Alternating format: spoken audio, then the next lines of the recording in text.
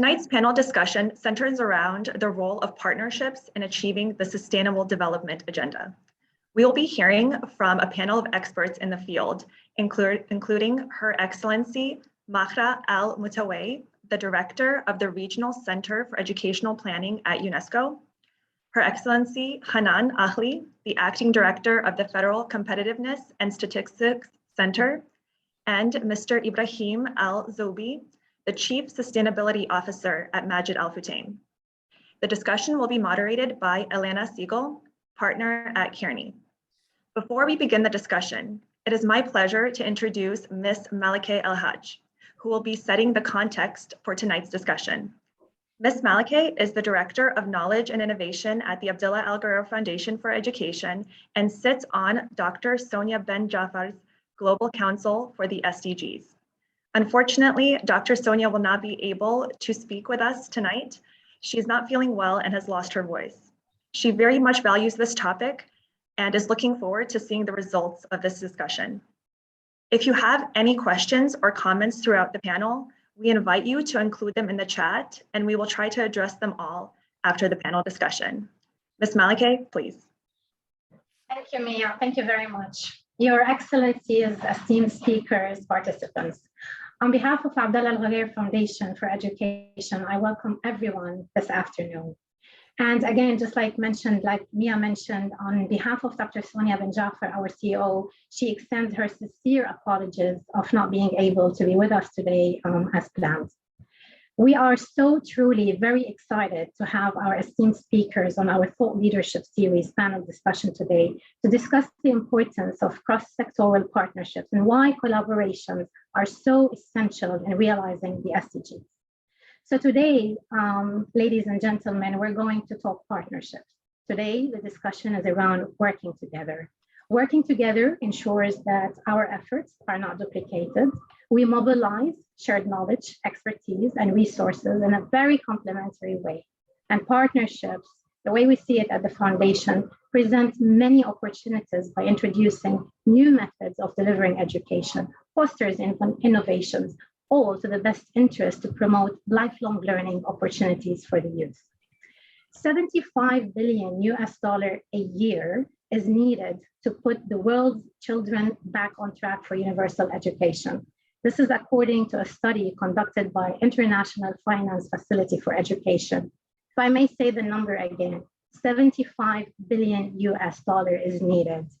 This will not be possible if our agendas, all of us as different stakeholders, don't align as a global community. We must work together, shedding the silo model as we focus on multi-sectoral partnership. The UAE has been very keen and taken important strategic steps towards achieving the SDGs. And this commitment relies truly heavily on the strategic partnerships among multiple sectors and stakeholders and entities, including the federal government, knowledge institutions, policymakers, and definitely the private sector. I'm going to stop here. I don't want to take much time of the panel discussion because we're so all excited for the insights of our panelists. I will introduce our very distinguished moderator, Elena Siegel, to lead that discussion. Elena is partner at Kearney. Elena is an expert on sustainability, ESG, gender equity, advanced technology, and she works with companies and governments across a wide range of industries throughout the world to solve most strategic critical issues that we are all facing. Elena, it's over to you, please. Thank you. Thank you, Malakeh. Such a pleasure to be here with all of you today. And I just have to echo the sentiments that have already been communicated. It is an honor to be speaking with you today and to have the chance to further share some of the learnings and insights that you have from all of the work that you've done over the last years around partnerships and sustainable development goals in the UAE, but also more broadly. So thank you to all of our distinguished panelists in advance. I think we're going to have a great discussion today. So just briefly for our audience and our attendees, just to give a little bit more insight into your backgrounds. Her Excellency Hanan is the Acting Director of the Federal Competitiveness and Statistics Center in the UAE, but also has played a critical role in the UAE Private Sector Advisory Council on the SDGs. And the Federal Competitiveness and Statistics Center also plays a critical role in helping to support the UAE government in advancing the SDG agenda within the country. So your experience and perspective on both the role of government and cross-sectoral coordination at the government level, but also engaging with the private sector to really bring that public-private sector partnership together is really invaluable. And I look forward to exploring that further with you today. Her Excellency Mahra, your background in education is critical. Without talent and human resources that have been given opportunities and exposure to meaningful education, we will not be able to solve these difficult problems. And as Malika has already outlined, the requirements to provide education are significant and cannot be achieved without the full collaboration across all dimensions of society. And of course, Ibrahim, you are one of our shining stars in the private sector, and your perspective and your experiences working in a multinational organization that of course has come out of the UAE, but operates across a range of different markets, how those considerations come into play, how you work with the government, how you work with nonprofits to advance sustainability, not just within Majid Al Futtaim, but within the countries that you're working in. I look forward to sharing all of these insights and really getting a good discussion going. So thank you all for being here this afternoon. Let's get into the important questions. So Your Excellency Hanan, if I may begin with you. Of course, as I mentioned, the Federal Competitiveness and Statistics Center has played a critical role in driving implementation of the SDG agenda as a steward of the National Committee, but also as the coordinator for the Private Sector Advisory Council. One of the pieces, and we've had the chance to work on some of this together over the last years, but I would love to hear your voiceover of how you've actually worked to facilitate some of these cross-sectoral partnerships and collaborations to help drive the country's achievements against the Sustainable Development Goals agenda. Thank you. Thank you, Elena. It's a pleasure for me to be here with you today at the Virtual Thought Leadership Series by Abdallah Al Ghareer Foundation for Education, along with my dear fellows and colleagues, Mahra and Ibrahim. And I really hope that Dr. Sonia gets a fast recovery, inshallah, and we are able to hear her voice again. And thank you, Malika, for the introduction. Replying to your question, with the FCSA in our capacity as a Secretariat of the National Committee on SDG, we've been engaged with many cross-sector and cross-borders partnerships to accelerate the implementation of the 2030 Agenda for Sustainable Development. Many times we've seen these partnerships scaling up the national and the international implementation of the SDGs. Through the cross-sectorial partnership, it includes the Private Sector Advisory Council on SDGs, which is a collaboration between the National Committee and the private sector. And Ibrahim Al-Zughbi represents one of our esteemed members on the private sector, and yourself as well, Elena, among the driving motors, I would say, of the success of the private sector.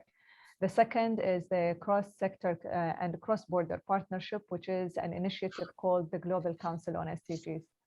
The Global Council on SDGs is an interdisciplinary network of decision makers from the government, the private sector, NGOs, and also international organizations, driving international implementation of the SDGs through policy, white papers, and impact-driven projects. In 2022, the second cohort engaged in a Nexus model approach, highlighting the interlinkages of the SDGs through 18 councils' respective work programs. I would like to take this opportunity to thank you, Elena, Dr. Sonia, and Ibrahim for their contribution to the two councils mentioned. We do appreciate your dedication and support towards scaling the actions towards the implementation of the SDGs. Thank you, Your Excellency. Is there a specific example that you might be able to share around how the public and the private sector have been collaborating over the last 5 years on the UAE agenda? Sure. With the Private Sector Advisory Council 2018 and 2021 work program, they delivered multiple outcomes that supported policymaking in the UAE.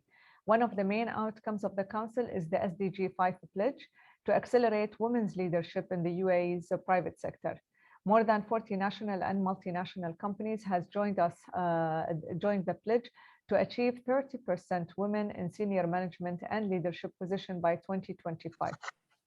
The Council has also delivered 2 key reports, where one paper was outlining the priorities of the UAE and analyzed other countries' approaches to similar challenges, and the other report outlined the public-private data sharing in action and highlighted the private sector pathway to greater public-private data sharing opportunities. And today,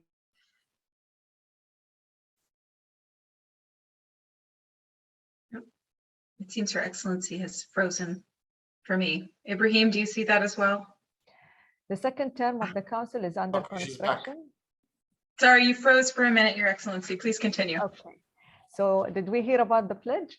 Yes, we heard about the pledge and the data partnerships. Excellent. So with the Council, we have achieved 2 key reports, where one paper was outlining the priorities of the UAE and analyzed other countries' approaches to similar challenges of the UAE. And the other report, which is closer to my heart, is the public-private data sharing in action. Yes. And this report has highlighted the private sector pathway to greater public-private data sharing opportunities, in which we worked.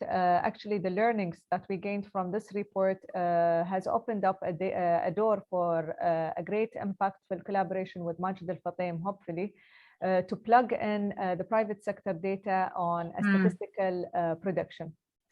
The second term of the Council is still under construction, where we are aiming to embed lessons learned from the first term in order to align with the national priorities and to ensure a council that will have positive impact to the whole of UAE. It's a very exciting initiative. And I think your point around, the data partnerships, we know that data is such a critical element to tracking the success and being able to actually measure achievements against the SDGs. It's one thing to say we're making achievements, and it's another thing to actually demonstrate them in actual numbers and figures. And we know that this has actually been a challenge across a number of countries in collecting meaningful data. So the participation of the private sector within that as a partnership model is actually quite powerful. And I know from some of our discussions that this is an area where we are aiming actually to showcase the UAE as a model for other countries to think about the engagement of the private sector in that process. I know it's quite early stages, and Ibrahim, I won't put you on the spot in terms of how that partnership is being structured, but I hope very much that in the coming, 12 to 24 months, we're able to start sharing some lessons learned around that initiative that other countries and companies can learn from and how they engage together to track and measure our progress overall. Indeed. And Ibrahim, of course, if there's anything you'd like to add to that, you are very welcome to add to that point as well. No, I am aware of that. I think the team is, I hope, Hanan, you're happy with the team who's working on this. So we're true believers in public-private partnership. And I'm personally proud to see that started from sustainability and goes into technology and data. We keep talking about public-private partnership, this is a great testimony of how things should be done. We cannot do it on our own. So, Hanan, I hope you're happy with the colleagues and teams, and you have any issue, let me know. So we're on track with that. You guys are on track, and I think we will be impressing the public and the world with a good model of a public-private partnership, inshallah. Thank you. Your Excellency, Mahra, if I can turn to you a little bit. So we've talked a little bit about the power of data and how that collaboration between the public and the private sector can really enhance how we track, how we monitor, how we measure our achievements against the SDGs. I'd like to turn our discussion a little bit now back towards the education sector to understand from you how and why cross-sectoral partnerships are so fundamental and critical to achieving outcomes against education, our SDG goal number 4. Thank you, Elena. And I would like to thank Al Ghurair Foundation to invite Regional Center for Education Planning to be part from this session. And that I think this is one of the important sessions that I participate in it because of the subject, the partnership. I think regional center have one goal, strategic goal is building on the partnership with the national and regional and international organization. As you ask, I think that the SDG, not just SDG 4, all the SDGs goals cannot only be realized through strong partnership and cooperation. Partnership are a key to ensuring that countries and individual actors have the means to achieve SDG 4 through completely technical cooperation and coordination, mobilization of resource. They also provide accountability mechanism necessary for countries and individual actors to report and serve as a reminder for their shared values and obligation around achieving sustainable future.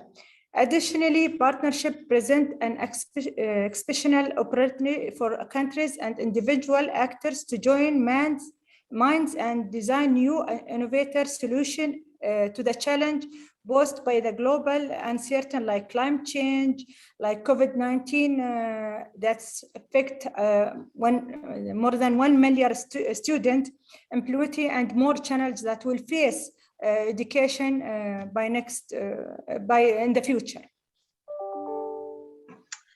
I couldn't agree more. I think, and this is a piece that we've spoken about, I think, before the discussion today, that power of partnerships extends far beyond just education. Certainly the collaboration across education is critical because it actually gives us many of the skills that we need to tackle the other challenges that also have to be addressed in order to create a better, brighter future for the next generations to come. You have such a unique perspective, Your Excellency, when it comes to both partnerships in the UAE, but also on a regional basis as well as internationally. Would it be possible for you to share one or two examples around how and what a successful partnership model has looked like in the education sector to create impact and also programs that can be scaled beyond the immediate communities that they start in? Because of course, one of the pieces that we need to see in the SDG initiatives and programs that the private sector, the public sector are running is we need to see programs that can be grown beyond their initial audience, their initial city, their initial country, and lessons that can be taken away from those partnerships. Thank you, Elena. One of the value that the Regional Center of Education Planning is believe in it, that we can learn from each other. Public can learn from private, public sector can learn from private sector, education system can learn from each other, school leaders can learn from each other, teachers can learn from each other. Mm-hmm. For that, we believe in the partnership as important tools for learning and development. Education planners and implementers such as Ministry of Education and schools can learn from each other, as I said, through shared experience, guidance, international and regional and even community level partnership in education can help facilitate the process of learning by bridging people together. Education planners and implementation can design education program and policy on the basis of evidence and real life experience on what to do and what not to do. This is kind of valuable experience exchange can increase the likelihood and the education policy and the program will have positive impact on the education. Stakeholders, including student, educator, and the interior education ecosystem, and also the community, additionally, since high impact on the program and the policies. One of such partnerships that help to promote impact and in the Regional Center of Education, one of the partnerships that we had it this year with the in field of AI in education, and it's one of the new field in education and has interest from all the countries. Recent year, there has been growing interest by countries in this, as I said, in the region by transforming and reshape education system to meet the needs of the future. This year, RICEP partnered with UNESCO and also with the Ministry Unit of Technology and AI in Education to host a series of seminars and workshops covering the application of AI in teaching and learning and design curriculum, the design and development of national AI curriculum and ethics and using AI education. The partnership brought together AI experts from UNESCO, private sector, delivered agents like Ericsson and education implementers like the ministers of education across the GCC and built community to share knowledge and technical support around AI in education. And the partnership is ongoing. It's not stopped, it's ongoing and has already achieved a terrible result that we already start to design the AI curriculum. And in this series also, we had a partnership between the Ministry of Education in UAE and the Ministry of Education in Oman. As UAE has this experience in building this kind of experience, we bring them together to learn from each other also. And that's it. I think that's an amazing example, actually, Your Excellency, because you really are talking about bringing together all three pillars of society, the private sector, the public sector, and the nonprofit sector to help achieve this. I guess, what is it that you think about that initiative has made it so collaborative and successful? Because I know that we've all seen many initiatives that try to bring together these three pillars of society and don't succeed. And yet you're already seeing quite significant success in this collaboration. What do you think it is about this particular program that has set it up for success so far? One of the things, the experience, that's the partnership has it, and also the needs. There's experience with one partnership and there's a needs with other partnership. And when the needs and the experience meet, I think there will be a very good learning experience for all of them. Yeah, I think that makes a lot of sense. But I think what you've highlighted is actually such a critical component in how you build a successful partnership. So bringing the experience and the needs and actually the matching of that is quite difficult. It's very difficult, actually. We've seen it fail many times. I think everyone on the panel has probably had that experience in their own work in sustainability and the Sustainable Development Goals. So congratulations on the success so far. Very much looking forward to the next stage. From our experience with GCC country and Arab country in the Ministry of Education, we know where is the best experience, and also we have a relationship with international organization, a regional organization like UNESCO, like the Arab LISCO, the Arab Regional Bureau of Education in Saudi Arabia. So we know all the partners. So we know where is the excellent experience and where the needs. And this experience we learn us how to match them together. Fantastic. I think that it's a very great insight that hopefully others can take away. And we may come back to this, Your Excellency, to hear more about how you thought through that process of matching experience and needs together to get the right partners in place. Let me ask Ibrahim a few questions now, if I may. First of all, Ibrahim, congratulations on the publication of your book. What a wonderful achievement. I have thoroughly enjoyed reading it since I received my copy, and it's a great achievement and some wonderful skills and roadmaps that other private companies can take forward. I would love to hear a little bit from you, maybe at a slightly broader level, about how the concept of net positive and the principles of sustainability can enhance a company's strategy today. This is such a hot topic right now globally. And I think, we've started to talk a little bit about some of the accountability metrics. Both Her Excellency Hanan and Her Excellency Mahra have referenced this already. But it would be great to hear from you from a corporate perspective, how you think about that, why it's so important, and how you work maybe within Majid Al Futtaim as well to ensure the integrity of what you're reporting on. Thank you very much, Elena. First of all, let me congratulate Abdallah Al Ghureir Foundation and Hanan and yourself as part of the SDG, the Global Councils, for overachieving our SDG 5 with over than 30% diversity. I think we achieved on this panel more than 85–90% diversity. So here you go, Hanan, as DG5.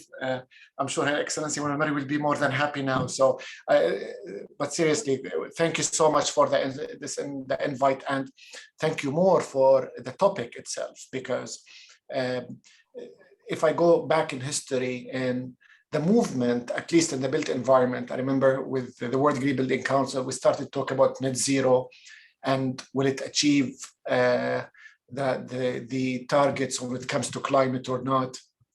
And then the net positive concept was still out. Net positive means, by the way, is to give more than you take. So net positive in carbon and water. In our case, that's our negative environmental impact, that we will not be carbon neutral, but also we will be producing clean energy. Net positive in water, producing more fresh water.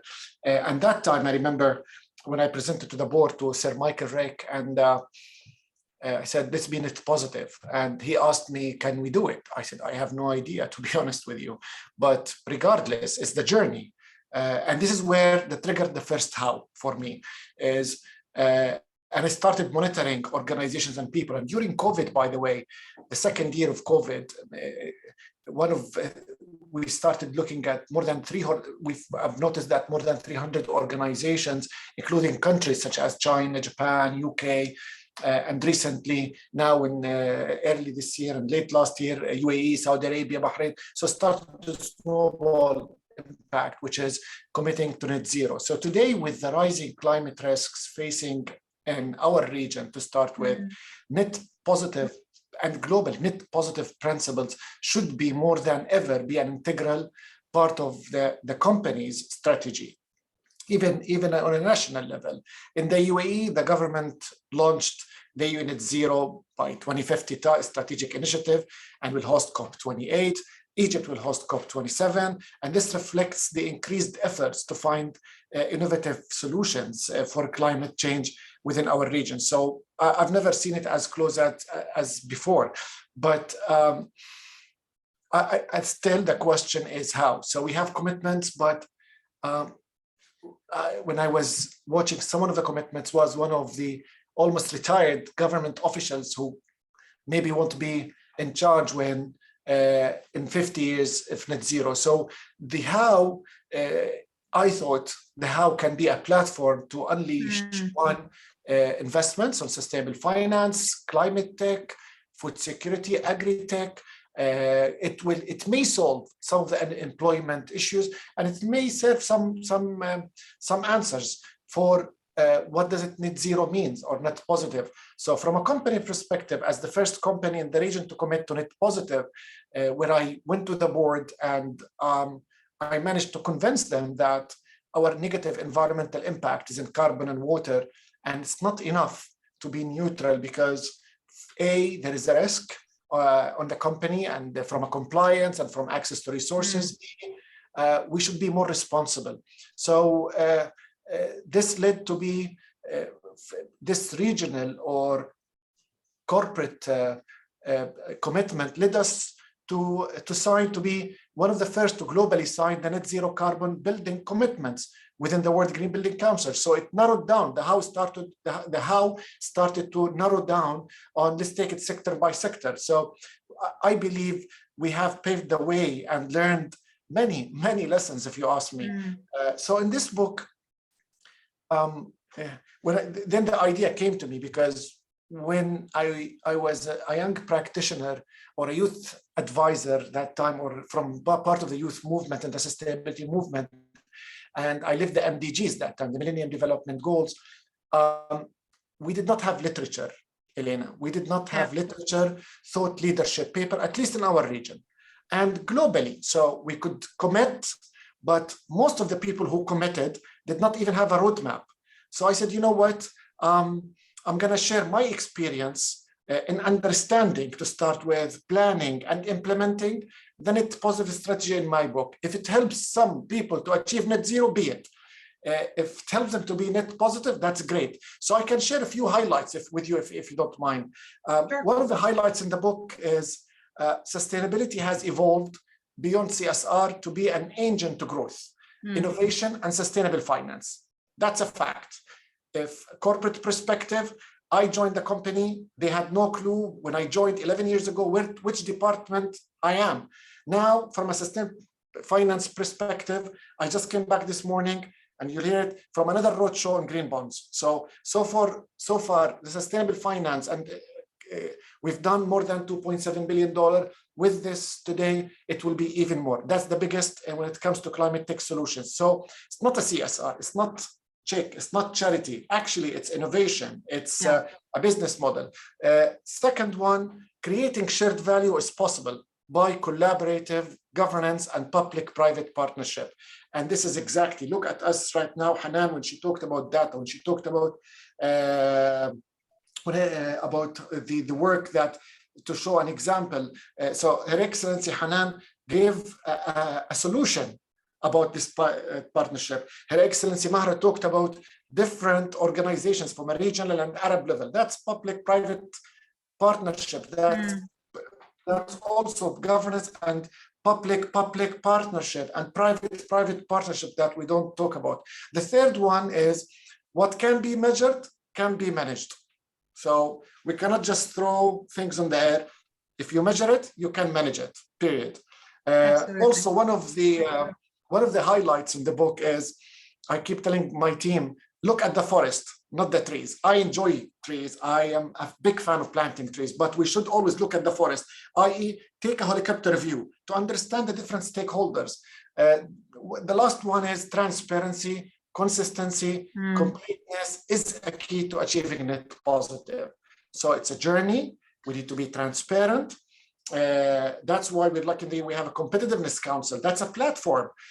Consistency, the helicopter, the true north. Know your true north. It's good.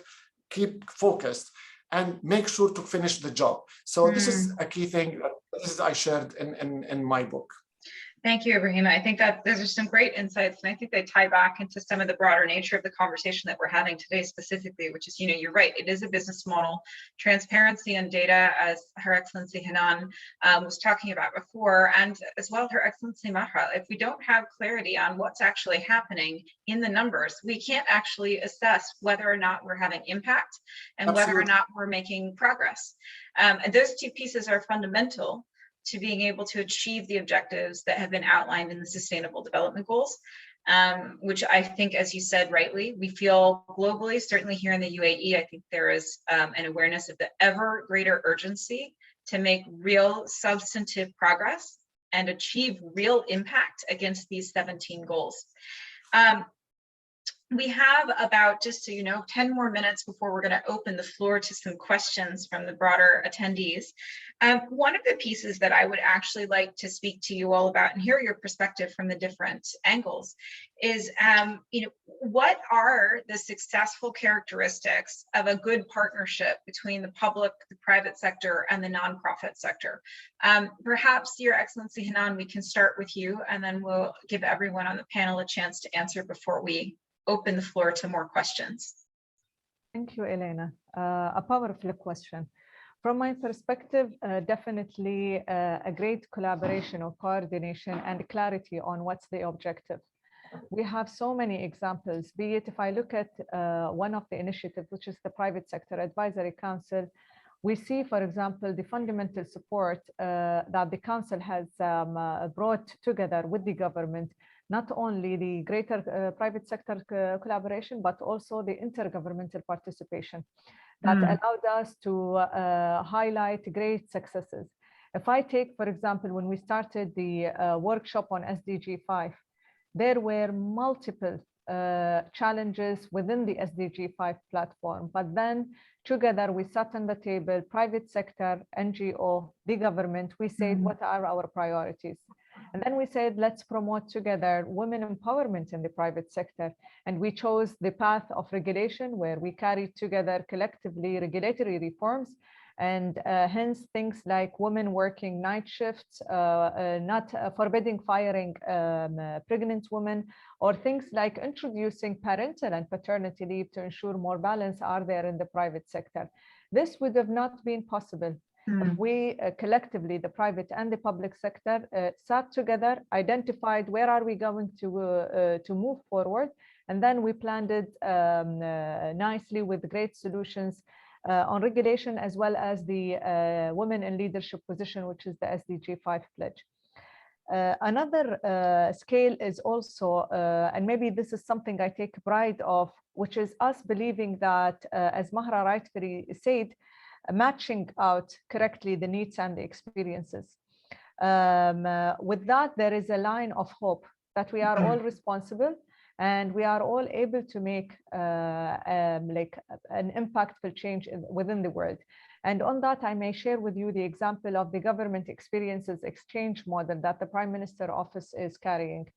With that, we are working with governments around the world, along with their private sector, in order to ensure that the level of prosperity around the world is being elevated, and exchanged or shared experiences are being also of successful models are being implemented around the world.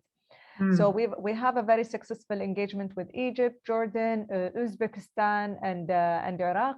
With Uzbekistan, we were last week within the Central Asia. There is a very nice common ground of how can we move forward with the SDGs.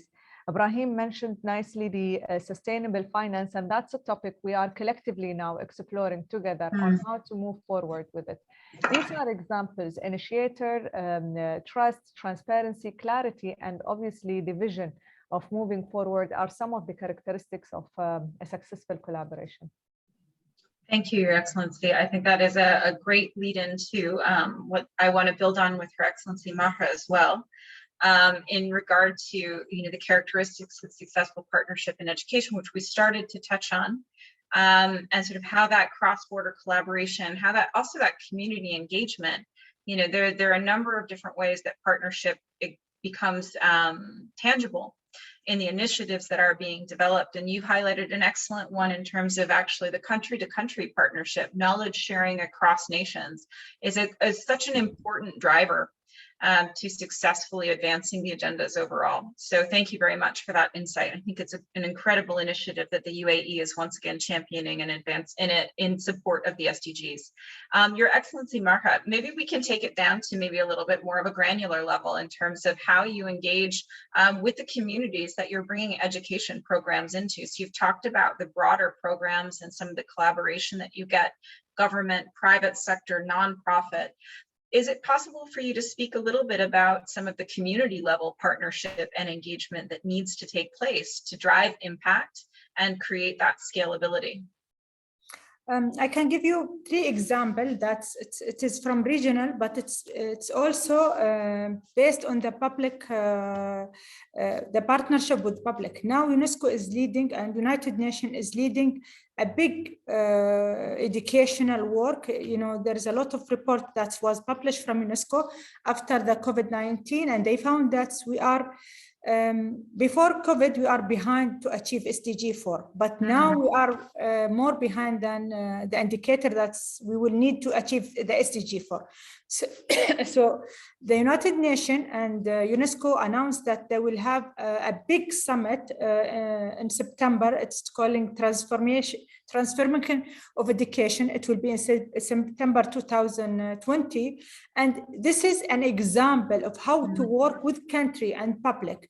UNESCO, they have 3 levels of consultation to be part of this level. One of this consultation is the national consultation, whereas the country need to have a consultation with the whole partnership in education sector, private, government, public, society, families, students, teachers, all of our active actors in education, they need to be there.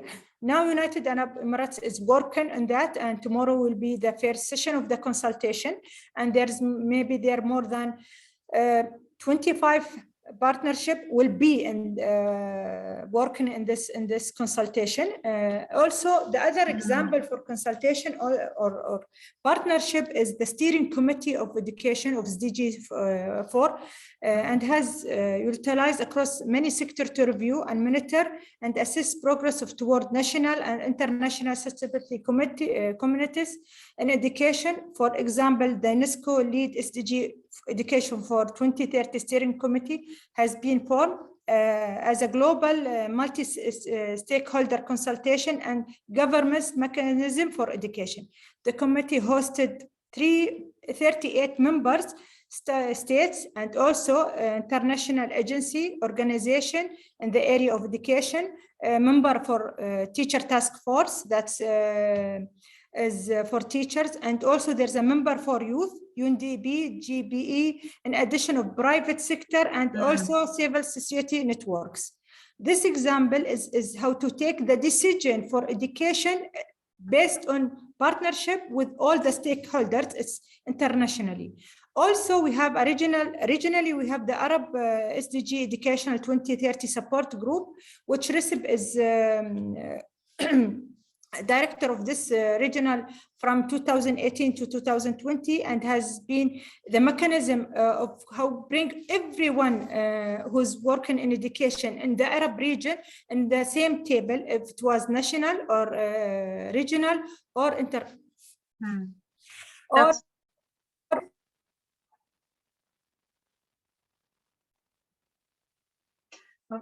we froze.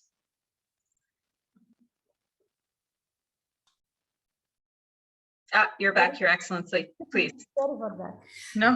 As I tell, this group is to bring, the target of this spring to bring all the people or the organization who's working in education in Arab, and to so we can benefit from all the resource actively to serve the Arab country. That's fantastic. Thank you so much, Your Excellency. I think you've shared some really great, very tangible examples of how this collaboration can take place and drive impact, but also alignment across the various stakeholders, which, you know, quite honestly, we know that without alignment, it's very difficult to get commitment and buy-in into the programs that need to be run and delivered in order to drive the impact that we seek to see in the education sector. Thank you for that very much. Ibrahim, if I may, talk a little bit from a private sector standpoint about what makes a successful partnership in service of sustainability or the Sustainable Development Goals. Of course, you know, I know Majid Al Futtaim had quite a bit of engagement during the pandemic with various government agencies to support transparency and understanding of critical resources over the last 2 years. So we can certainly talk about that, but I know you've also worked to engage in other partnerships in other markets that Majid Al Futtaim is active in to advance different elements, whether it's gender equality or access to employment. Maybe you, instead of us focusing on some of our pandemic efforts, maybe we could talk a little bit more about some of the non-pandemic activities that Majid Al Futtaim has engaged in partnership with the government, with nonprofits, and bringing what has made those successful? You know, Her Excellency Hanan talked about data, but let me tell you something. We started a couple of projects before COVID, and COVID accelerated such partnerships. Why is that? We have lessons learned from COVID, which is listening to the scientists, data.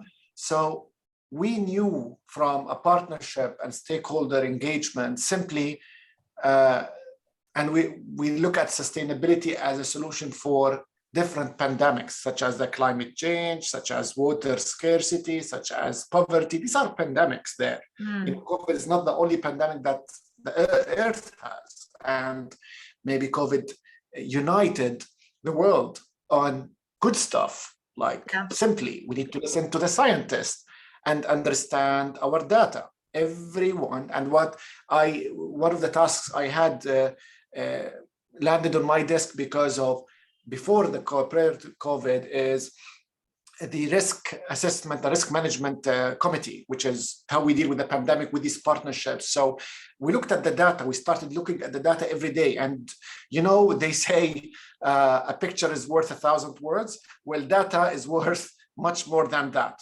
So to achieve our strategy, we started, we emphasized on the fact that we need to look at the data. So regular and productive stakeholder engagement is vital for our approach, be it an SDGs or sustainability, because they provide a channel for us to listen to our stakeholders' needs and expectations, which either our partners, such as government, supply chain, or our customers. So it depends on the stakeholders where it can understand and where they can add value with us. So we engaged and still with a multitude of stakeholders, be it governments, NGOs, intergovernmental organizations, customers and communities. For example, through our community impact workshop, we engage with our community partners to hear about the action they are taking on key issues, including youth enablement, education, gender equality, and climate change, so that we can collaborate with them and maximize our reach and impact. A good example of that, we started way before the pandemic on single-use plastic. From what we heard through our community impact workshops, the young people, the NGOs said, you know what, you are polluters, you are getting the single-use plastic everywhere, which is, you know, it can be, we have a responsibility that we have to tackle. We started listening to them and we showed the power of customers to our boards. And we came up with a regulation by 2025, we'll remove all single-use plastic. So that was before the pandemic. Then we started listening to them more. We got more, such as yourself, Elena, you worked with us on more people to work on from a compliance and risk, from partnership, what does it mean for the business and the economy? And we talked about extended producer responsibility. We created a coalition from private sector, multinationals based in this part of the world, privately owned companies based in the UAE with a geographic expansion of 17 different markets such as ourselves, that if we don't have a regulation, I don't achieve my target, not the other way around.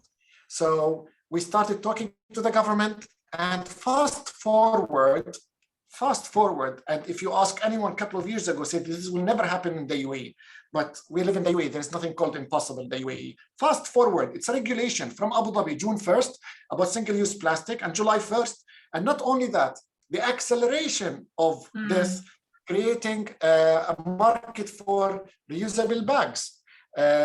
We are in discussions now on climate funds for climate tech, youth, startups. So this is the acceleration of the partnerships we're talking about that needs data, that needs engagement. Yes. So engagement and listening. I can do the partnership you want, but if there is no common target for that, if it's not based on data, analytics, we cannot have a plan. Back to look at the forest, not the trees. So we looked at that and we're on track. Our target is 2025, because what we did in the UAE, it accelerated the impact, because a lot of companies want to copy UAE. We achieved the target in 7 countries before 2025. So it's win-win. So I couldn't agree more. Great I'm example sure I'm proud of. Ibrahim, I am sure Hanan would not be able to say anything more in terms of the power of data and target setting, clear, aligned target setting and the importance of it than you have said. I think it is a great example of how you've actually brought together different pieces to create a broader impact beyond just your own organization. So I think that's a really excellent example. Thank you for that. Let me move now. We have 10 minutes left in our discussion today. Let me move now to some of the questions that we've received from our attendees. So Your Excellency Hanan, one question directed specifically towards you is, what in your view are the biggest gaps currently in the sustainability agenda? And equally as important, what role does the youth need to play in helping to move the sustainability agenda forward? Thank you, Elena. Let's turn it to what are the biggest opportunity in the sustainability agenda. As you rightfully just said, I cannot add more to the data, because Ibrahim has nicely stated them.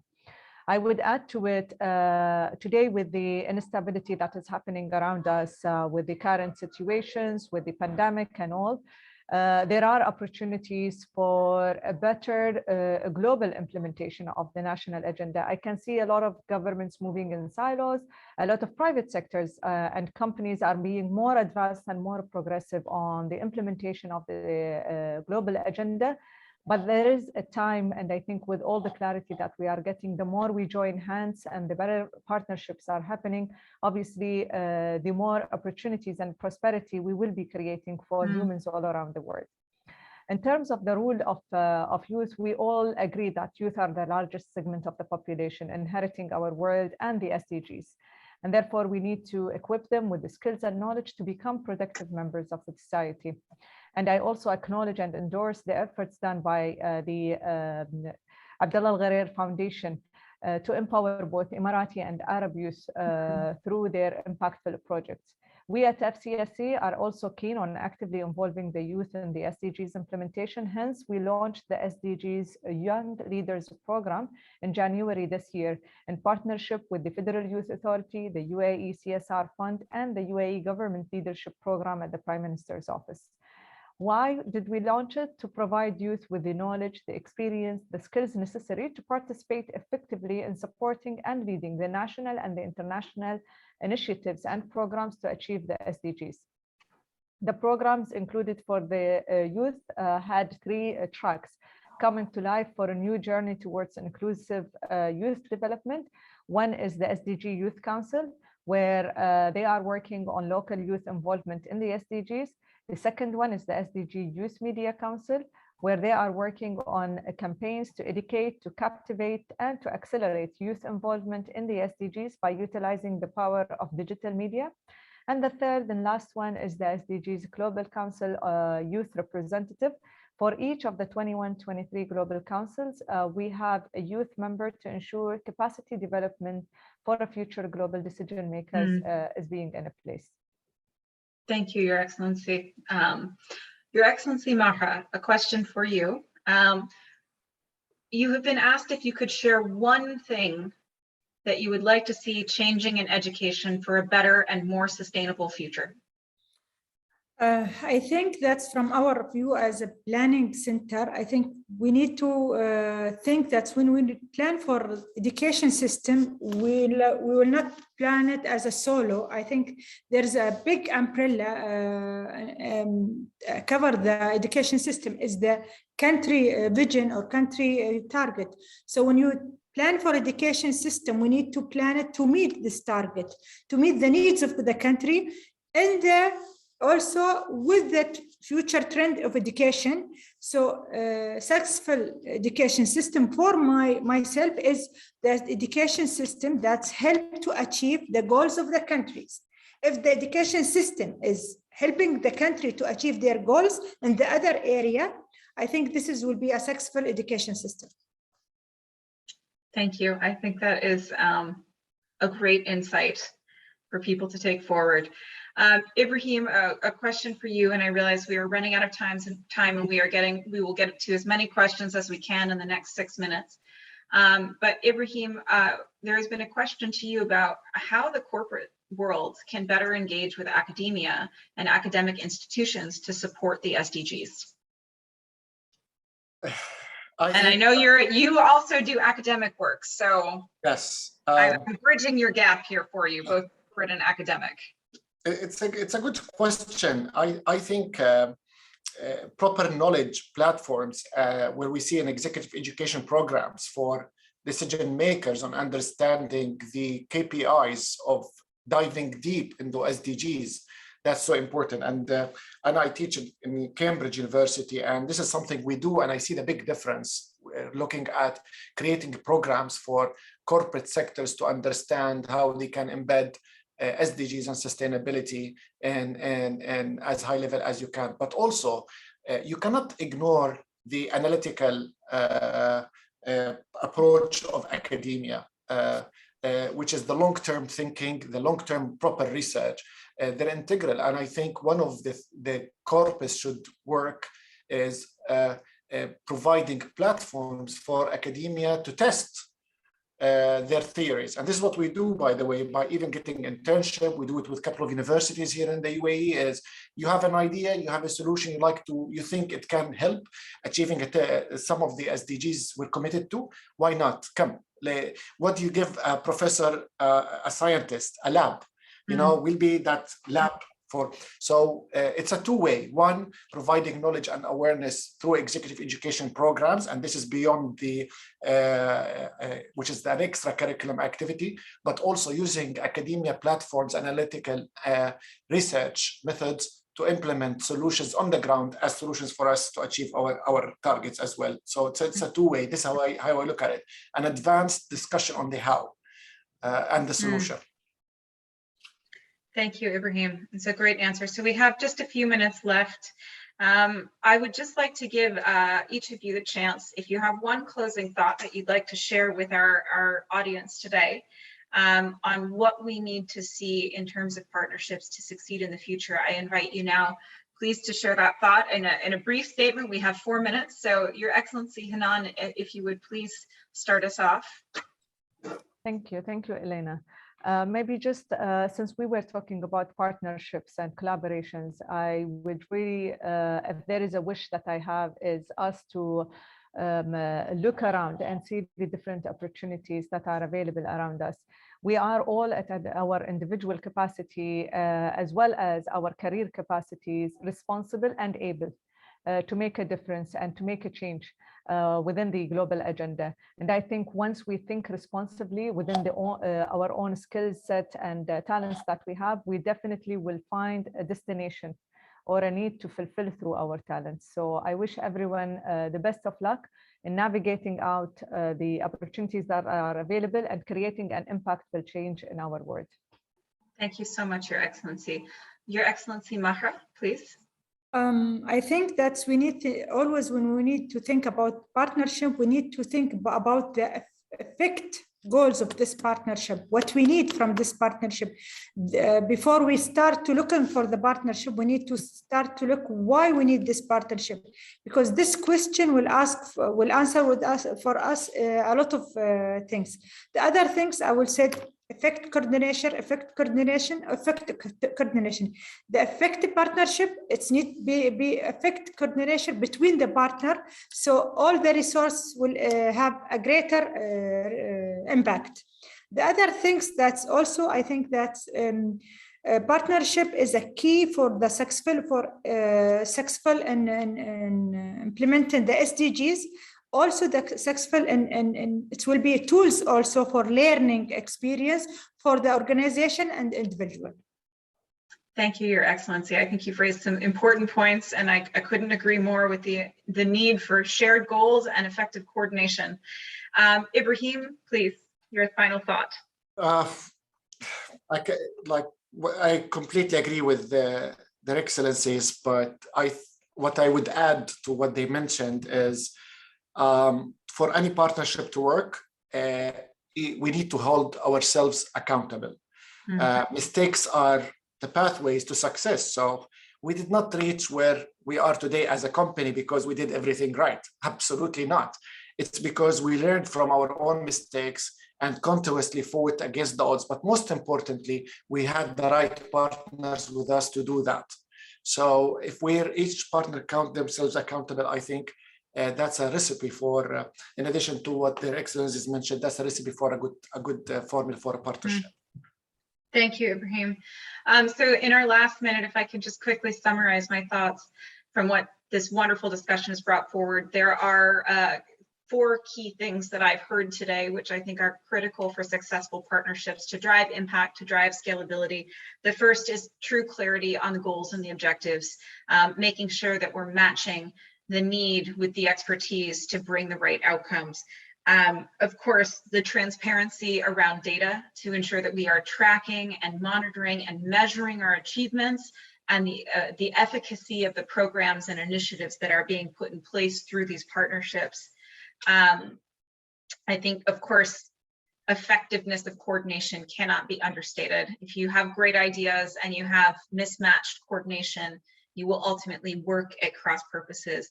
And I think, Ibrahim, what you've just raised, this final point, is also so important. So thank you all. We are just at the end of our time.